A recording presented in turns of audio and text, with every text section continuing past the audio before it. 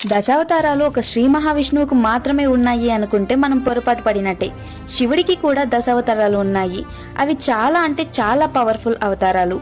మొదటిది పిప్పలాదుడి అవతారం. ఈ మహర్షి ఎంత పవర్ఫుల్ అంటే శనిదేవుని సైతం కంట్రోల్ చేయగలడు. రెండవది కాలభైరవుడు. ఈ అవతారం కలియుగం అంతమయ్యే వరకు కాశీకి కాపలాగా ఒక శునకాన్ని పక్కనే పెట్టుకుని కనిపిస్తాడు.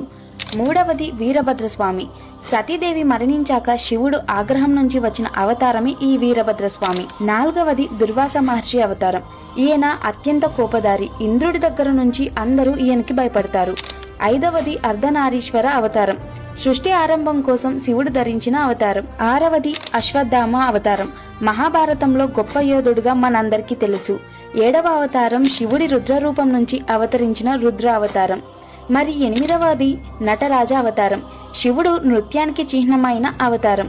తొమ్మిదవది అఘోరి అవతారం.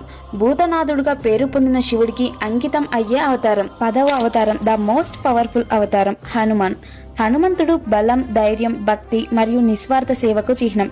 హనుమంతుడు లేకుంటే రామాయణమే లేదంటారు. అంత పవర్ఫుల్ అవతారం. Download ShareChat.